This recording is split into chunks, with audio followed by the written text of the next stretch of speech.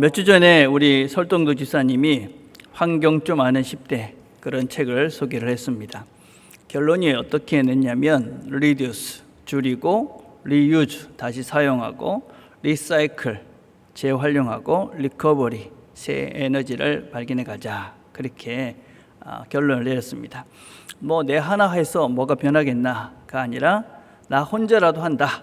이런 생각으로 우리가 환경을 보호해야 합니다.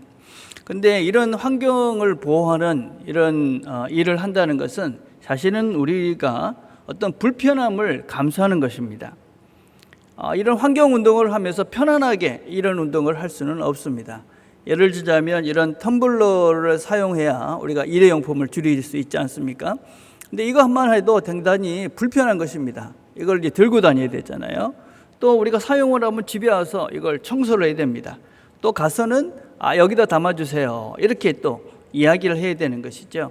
그냥 이걸 안 들고 다니면 그냥 일회용에다 편하게 먹고 버리고 그러면 되는 것인데 우리가 환경운동을 좀 지구를 살리기 위해서는 이런 불편함을 우리가 감수를 해야 되는 것이죠. 그래서 우리가 이런 불편함을 선택하는 것입니다. 왜냐하면 그동안 우리가 너무 편안하고 안락한 것들을 추구하면서 그냥 지구를 망쳐버린 겁니다. 우리가 살고 있는 이 땅을 엉망으로 만들어 버린 것이지요. 그래서 이제는 우리가 지구를 살리기 위해서 기꺼이 불편함을 선택을 하는 겁니다. 왜냐하면 그냥 계속 이렇게 살아서는 지구가 망하는 것이죠. 우리의 삶이 더 망가지기 때문에 우리는 기꺼이 지구를 살리는 불편함들을 선택하는 것입니다. 여러분, 신앙생활도 마찬가지입니다. 신앙생활은 그냥 모든 것들이 편안하고 안락한 것만은 아닙니다. 또 하고 싶은 것만을 하는 것도 신앙생활은 아닙니다. 하나님을 알아가는 과정은 편안하지만도 않습니다. 그렇지만 우리가 힘들지만 기꺼이 가야 하기 때문에 우리가 이것을 해야지만이 우리 인생의 새로운 바른 진짜 복된 평안한 삶을 살 수 있기 때문에 우리는 이걸 기꺼이 선택하는 것이죠. 그래서 존 오토보그 목사님이라는 분은 이런 선택을 뭐라고 얘기했냐면 귀중한 고통이다. 귀중한 고통이다. 우리가 기꺼이 고통스럽지만 소중하게 이것들을 선택을 하는 것이지요.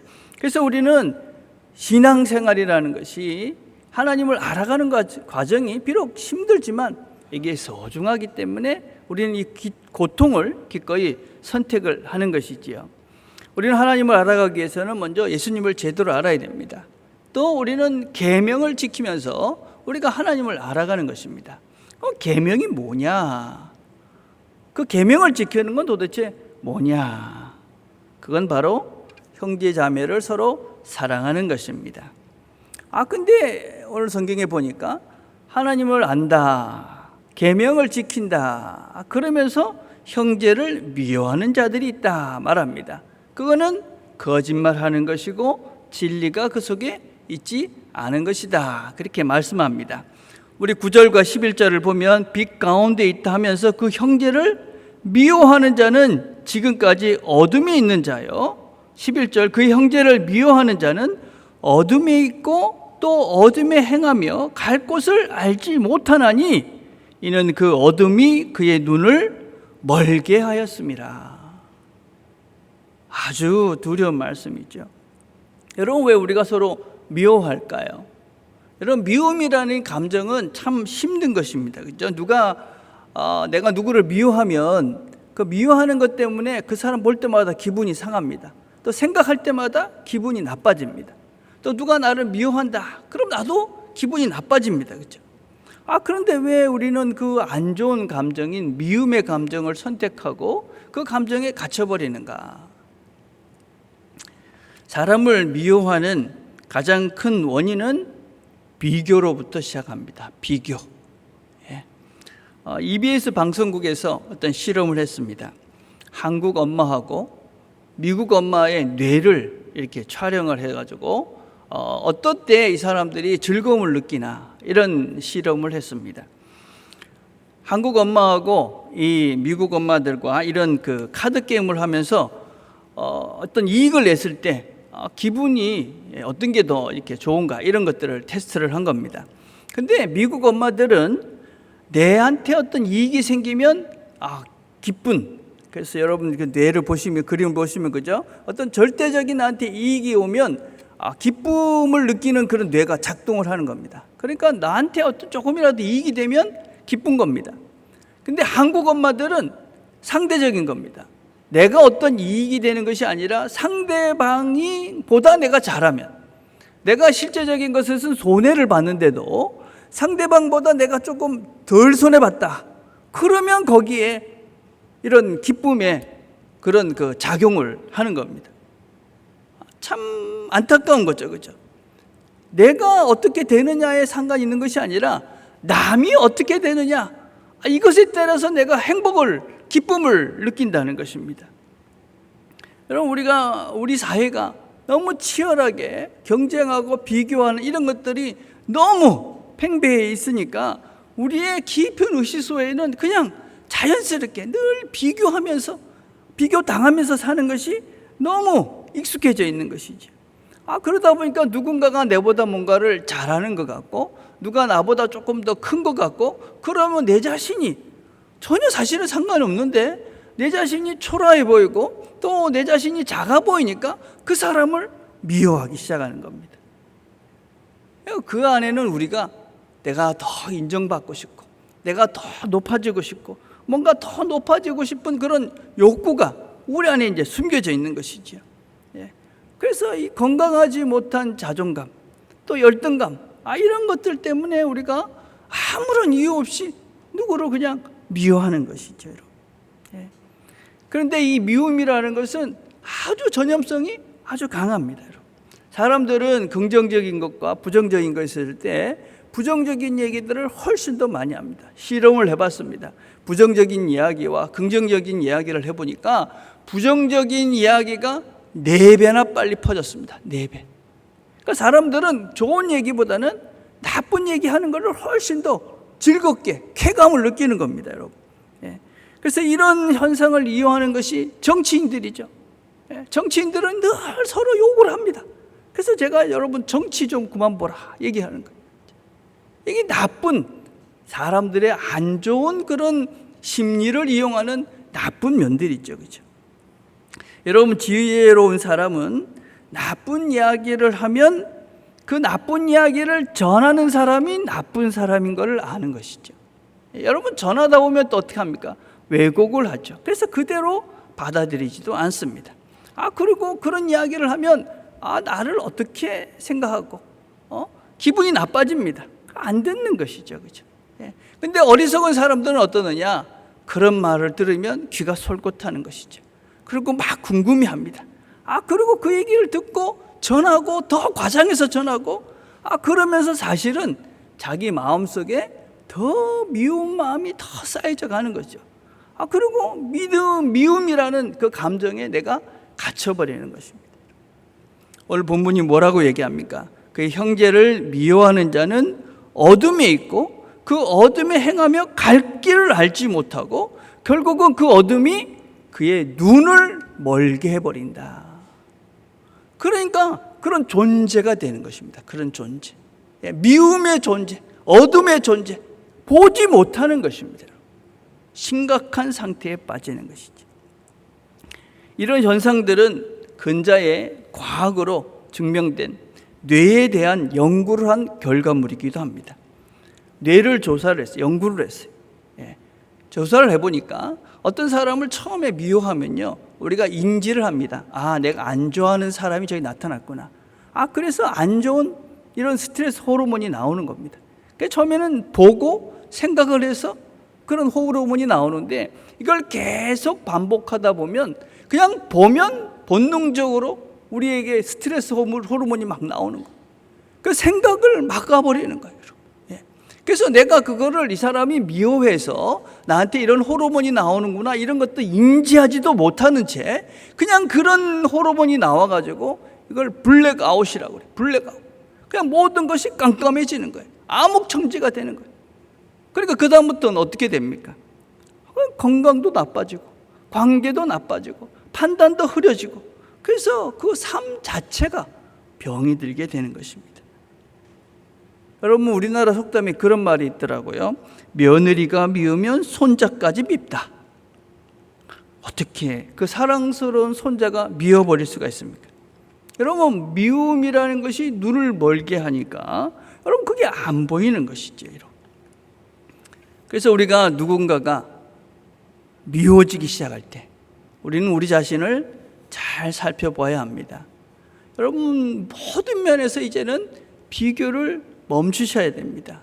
누구네 아들은, 누구네 딸들은, 누구네 남편은, 누구네 아내는, 어떤 회사는, 어떤 직원은, 어떤 교회는, 저떤 교회는, 이런 비교를 멈추지 않으면 우리의 마음속에 미움을 멈출 수가 없습니다, 여러분. 그래서 우리가 미움을 멈추고 비교를 멈추고, 그리고 우리가 어떤 누군가가 이유 없이 미워진다, 그럼 우리 자신을 잘 보는 겁니다. 내한테 어떤 욕망이 숨겨져 있는가? 내가 왜 이런 비교하면서 내 자신이 초라해지는가? 그래서 내 진심을 돌아봐야 되는 것이지요. 자, 그런데 빛 가운데 걷는 자, 하나님의 계명을 지키는 자들은 어떤 자라고 말씀합니까? 그의 형제를 사랑하는 자는 빛 가운데 거하며 자기 속에 꺼리낌이 없으나. 여러분, 하나님의 계명이 무엇입니까? 그건 사랑하는 것입니다. 여러분, 사랑. 사랑에 대한 여러 가지 정의가 있습니다.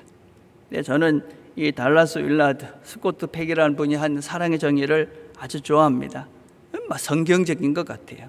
사랑은 곧 하나님 앞에서 우리의 영향권 안에 있는, 여러분, 너무 멀리 가지 마시고 우리의 영향권 안에 있는 사람들의 삶의 유익을 도모하는 일에 겸손하고 단순하게 헌신하는 것을 말한다. 내가 할 수 있는 그 사람들을 돕는 거예요. 근데 겸손하게, 단순하게 내 자신을 드리는 것을 말해요. 여러분, 그 사람을 내가 유익을 구하면서 사랑하고 있다. 그 증거가 뭐냐? 내가 저 사람을 정말 사랑하고 있어. 그 증거가 뭐냐?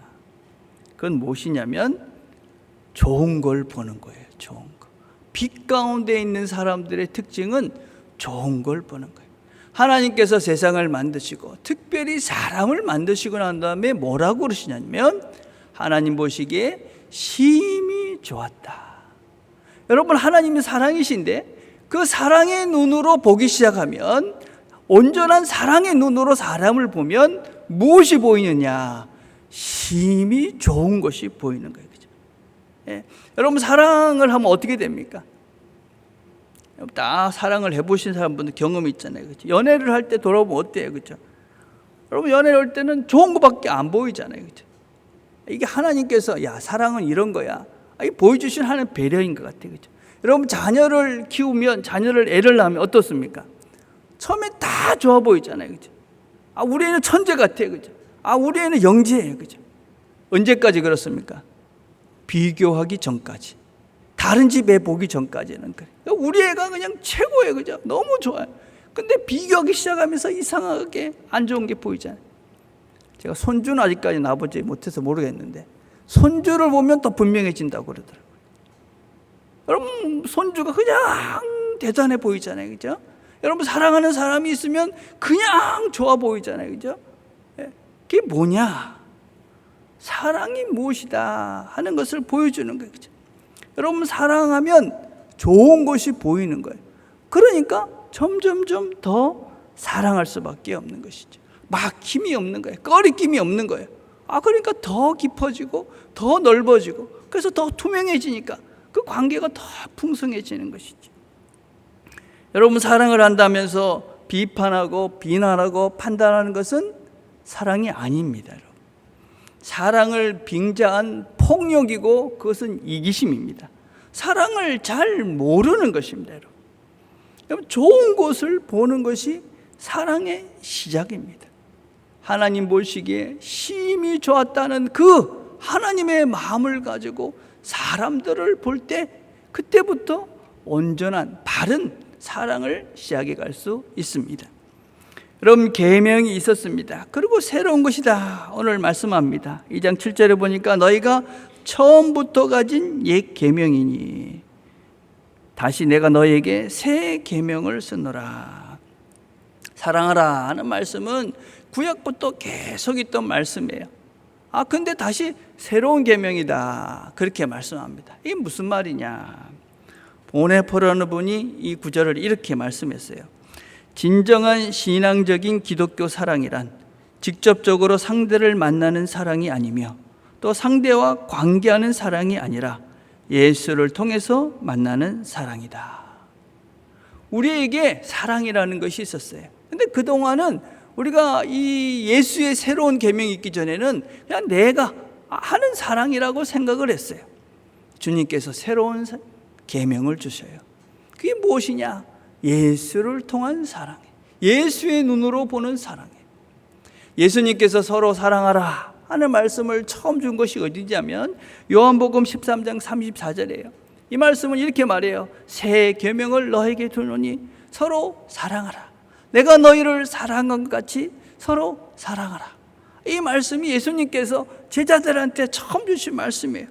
근데 이 말씀을 주고 있던 그 환경은, 이 요한복음 13장의 그 환경은 너무 가슴 아픈 이야기가 있는 구장이에요.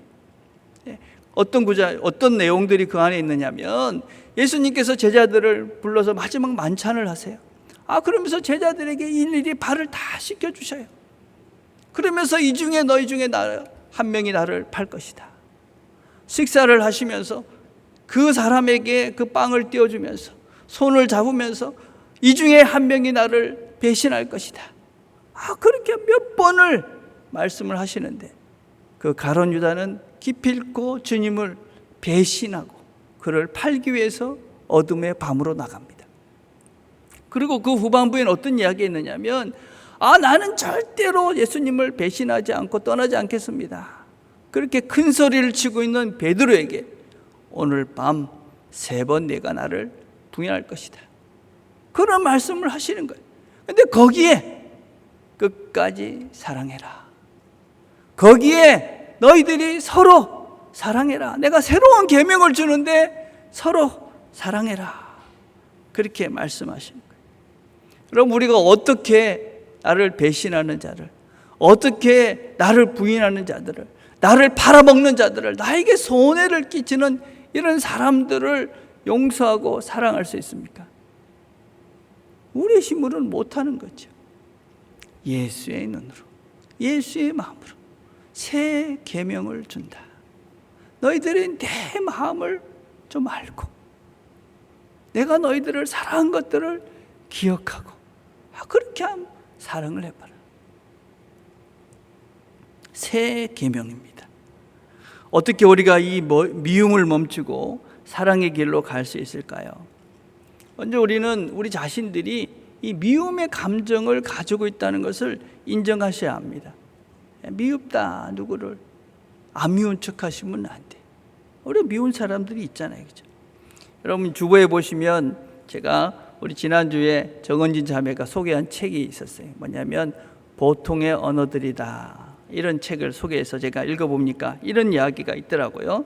나는 높은 확률로 당신을 실망시킬 테지만 우리 평균점을 찾아가 보지 않겠느냐.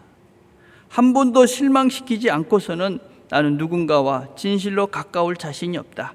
우리 마음껏 실망하자. 그리고 자유롭게 도란거리자.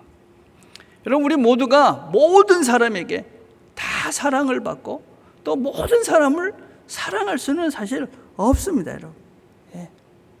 미운 사람이 있는데 그냥 금방 용서하고 사랑하고 그럴 존재가 우리가 못 됩니다.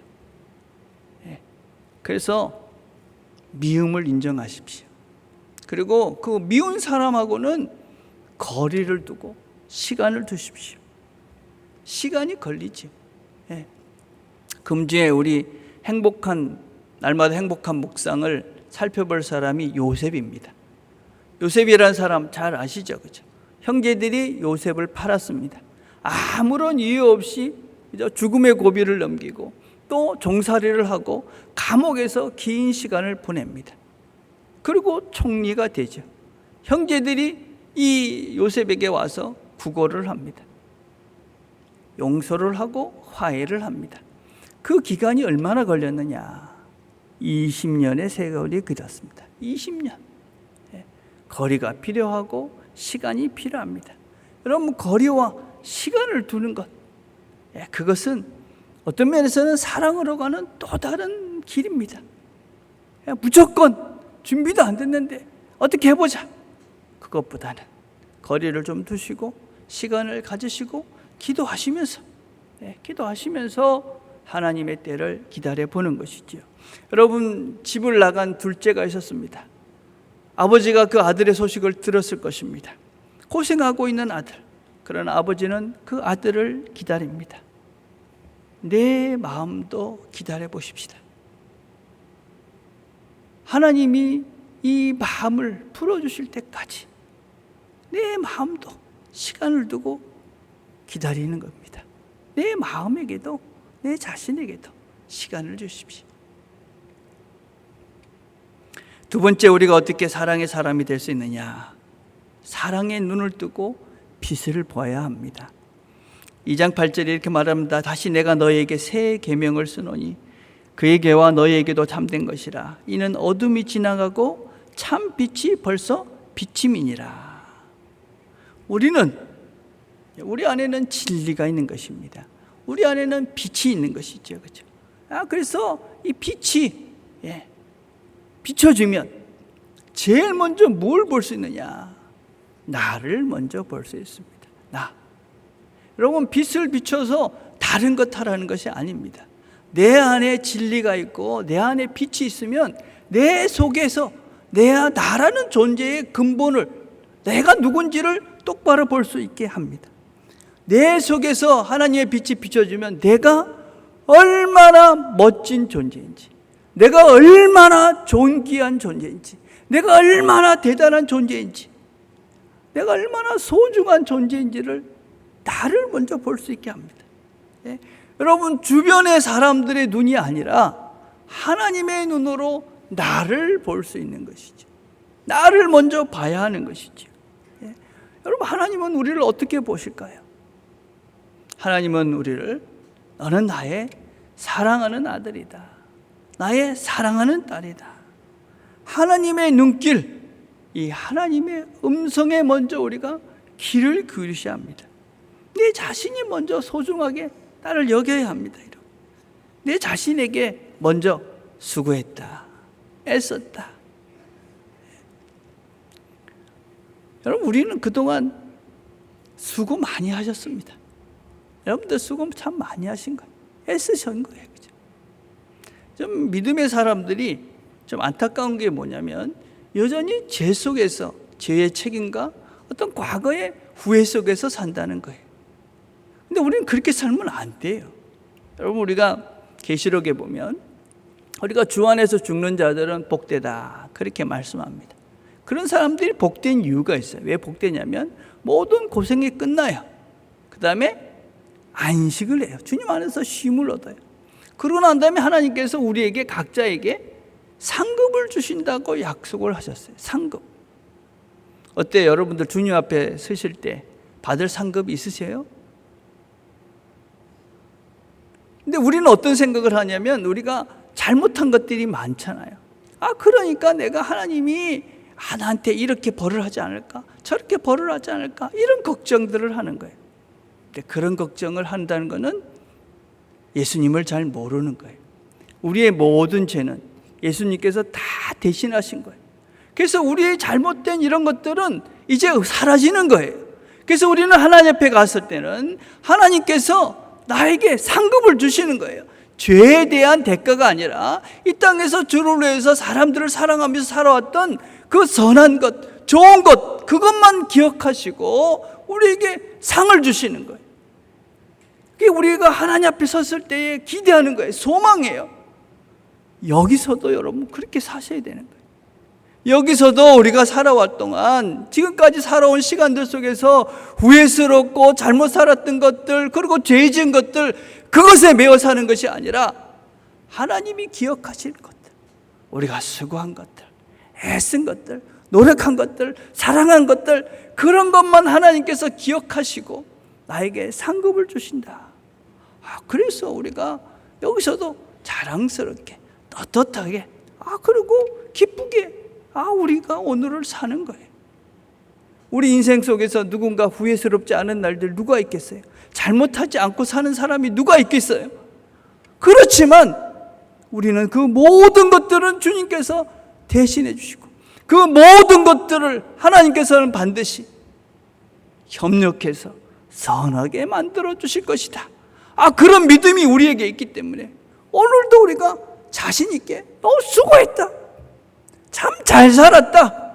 내가 애썼다. 그렇게 나를 칭찬하실 하나님의 음성을 내가 기대하면서 나도 나를 칭찬하는 겁니다. 잘했다. 수고했다. 이만큼 하면 애쓴 것이다. 여러분의 과거의 시간들 속에서 후회스럽고 또 어떤 면에서는 죄를 지은 이 모든 것들에 매여 있다면 예수님을 모르는 거예요. 우리가 빛이 없는 거예요. 진리가 없는 거예요. 그 모든 것들은 주님께서 다 해결해 주신 거예요. 주님께서 다 괜찮다 하시는 거예요. 이제는 좋은 것, 내가 너희들을 봤을 때 심히 좋았더라. 그 주님의 그 하나님의 음성을 내가 듣고 심히 좋은 것들을 생각하는 거죠. 그죠? 그래서 우리가 그런 마음이 들 때 하나님이 나를 이렇게 심히 좋게 보신 이 마음이 내가 느껴지고 깨닫고 하나님 나를 정말 사랑하시는구나. 그 마음이 들기 시작할 때 내가 다른 사람들도 참 수고했구나. 참 이런 좋은 점이 있구나. 이렇게 사랑하며 살았구나. 그렇게 다른 사람도 우리가 잘 볼 수가 있는 것이지요. 여러분, 우리가 어떤 사람들은 이 예수가 안에 있으면서도 그 사랑의 눈을 뜨는 법을 모르는 것 같아요. 여러분, 사랑의 눈을 뜨는 것은 복잡한 것이 아니에요. 무엇이냐?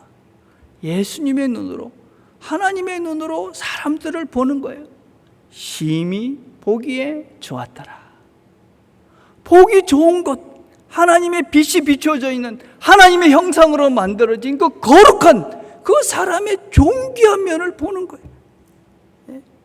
여러분, 그게 우리가 사랑의 눈을 뜨는 첫걸음인 거예요. 비판하고 판단하고 정죄하는 것은 우리가 미움으로 가는 길이에요. 그 성경에서 수없이 비난하지 말라고 하시는 거예요. 정죄하지 말라고 하시는 거예요. 판단하지 말라고 하는 거예요. 하나님은 우리를 사랑하신다. 보시기에 심히 좋았더라. 여러분, 교회가 무엇을 하는 곳일까요? 제가 금주에 성공의 윤종모 주교님의 인터뷰 기사를 봤어요. 이분이 아주 재미난 이야기를 하시더라고요. 이분이 이제 중국에 갔을 때 호텔에 갔었습니다. 근데 거기 이런 걸 봤대요. 우리 호텔의 목적은 고객들이 여기서 묵고 가는 것이 아닙니다. 고객들이 여기서 즐거움과 평화를 얻는 것이 목적입니다. 이게 그 호텔의 영성이다. 그러면 이런 말씀을 하셨어요. 중국집 셰프가 짜장면을 숯하면서 한 그릇 팔면 1,000원, 두 그릇이면 2,000원 이렇게 생각하지 않고 이 음식을 먹고 누군가 더 건강하고 행복해지면 좋겠다. 이게 요리사의 영성이다. 영성이라는 것은 멀리 있지 않다. 그럼 교회는 어떤 것이냐? 교회. 우리가 모두가 다 교회에 와서 어떤 생각을 하고 오시는 것이냐면 우리 교회에 와서 사람들이 사랑할 수 있는 사람이 됐으면 좋겠다. 사랑할 수 있는 사람이 됐겠다. 예?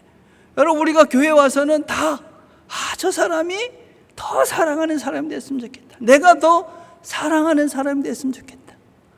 이게 교회의 영성이 있죠. 그렇죠? 예? 사람들은 이런 얘기도 합니다. 저 사람들은 교회 안에서만 그래. 교회 바깥하고 너무 달라. 여러분, 우리가 조심해야 될 부분이 있죠. 그렇지만 여러분, 우리는 교회 안과 밖이 똑같을 수가 없습니다. 그 대단히 훌륭하신 분이 있죠. 그렇지만 우리 대부분은 저도 교회 안과 밖은 똑같지 않습니다. 예? 우리는 교회 안에서 서로 사랑하고 사랑을 연습하는 사람인 것을 압니다. 그래서 우리는 서로가 서로에게 더 예의를 갖추고 더 존중합니다. 더 인격적으로 서로 품위를 지켜가면서 우리가 서로를 대하는 것이지요. 사랑을 연습하는 것이기 때문에 저것이 비록 실제는 아니지만 노력하고 있구나, 애쓰고 있구나, 저를 사랑하려고 멋진 사람이 되려고 수고하고 있구나. 우리는 그걸 아는 거잖아요, 그죠? 그래서 우리는 그걸 보고 참 수고한다, 애쓴다, 그래 우리 같이 해보자. 그리고 격려하고 위로하고, 참 저렇게 예수님을 닮아가려고 바깥엔 그래 못 사는데 여기 와서는 애를 쓰는구나. 그런 사랑의 마음으로 그 사람을 바라보는 것입니다. 여러분, 그렇게 우리가 함께 세상에서는 못하지만 이곳에서부터 그 사랑의 연습들을 훈련하는 것이 바로 교회인 것이지. 그게 바로 사랑입니다. 여러분, 그 사람을 사랑하는 것이 우리의 영성이지. 여러분, 세상에 나가서도 특별한 것이 아닙니다. 여러분이 만나는 분들 참 수고한다, 넌 이런 면이 참 좋아, 이런 면이 정말 훌륭해. 그 속에서 하나님의 형상으로 만들어진 그 존귀한 면, 멋진 면, 좋은 면을 보고 칭찬하고 격려하고 위로하고, 그게 빛을 비추면서 세상에서 빛을 비추며 사는 한 길인 것입니다. 가정에서, 직장에서, 또 우리 자신들, 하나님께서 우리에게 비춰주신 그 좋은 것들, 그것들을 발견하고 그리고 서로 그것들을 나누고 그렇게 사랑하면서 이 한 주를 살아내시는 저와 여러분이 되기를 간절히 바라겠습니다. 기도하겠습니다.